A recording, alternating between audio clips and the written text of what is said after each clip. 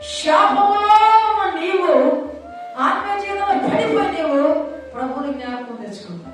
ప్రభు సన్నిధి జ్ఞాపకం తెచ్చుకోవాలి, ప్రభు చెప్పిన మాటలు జ్ఞాపకం తెచ్చుకొని నీ పాపాన్ని ఒప్పుకొని విడిచిపెట్టి యథార్థమైన భక్తి జీవితం చేస్తాను, యథార్థంగా సన్నిధిలో నిలబడతాను, యథార్థంగా దేవుడికి ఇష్టమైన భక్తి చేస్తానని ఒక తీర్మానం చేసుకుంటే నా దేవుడు కుమారుడు కనుక క్షమించి అవకరించుకుని ముద్దు పెట్టుకొని